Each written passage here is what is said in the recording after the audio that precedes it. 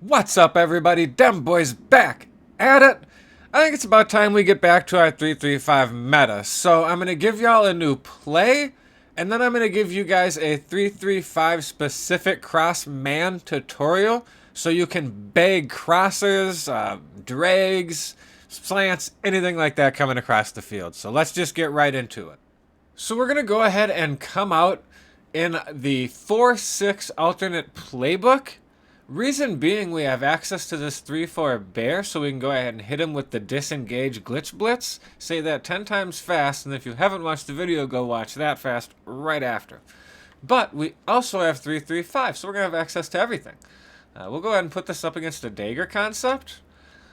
So the play we're going to pick, after we've of course put the safeties at linebacker, is FS middle 3. Now, let's say your theory is I want to go ahead and take away those routes like so, and then I'm just going to rover around with the man. Let's go ahead and watch that and just see how well that works for you. Tight end got completely burned. B got beat a step. They could definitely throw that out there. If they had Tyreek or something, you're probably toast, right? So if you're super familiar with Crossman, you're going to know where I'm going with this a little bit when you see this motion, but there is a little more to it. So what I'm going to do is I'm going to go ahead and slide my linebackers to the left. So what that does is we want to get this blitzer down here. So we're going to go ahead and man him up on the tight end. And then the position that LB gets into is a really excellent position for crossman as well. Now, anytime I play a defense like this, unless they're in 3rd and long, I'm taking the purples out. Reason being, I'm either going to user something going to that depth, or that's going to be cross-manned going to that depth. So we'll put in clouds most commonly. Sometimes hard flats, do what you need to, right? The last key is we're always going to shade outside. So now let's go ahead and watch the way the cross-man locks things up. So you can see the tight end completely toast.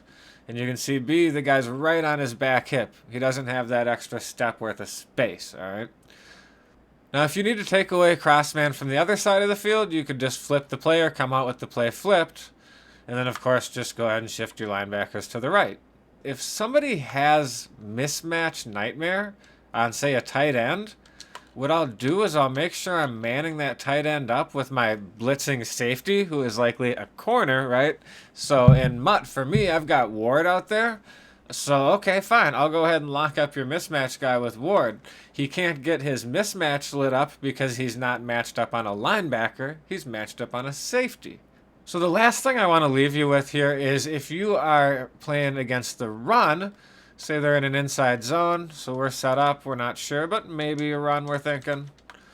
What I'll do is I'll user this guy in here if I'm not quite sure.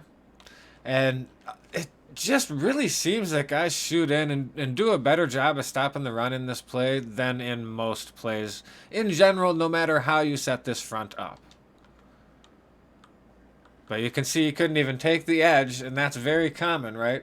What'll happen is your cross man guy will come in and take out that tackle, and you'll get a free shot into the backfield. And even if you don't do that, if you just kind of set up, this would be another thing I might do if I think they're running.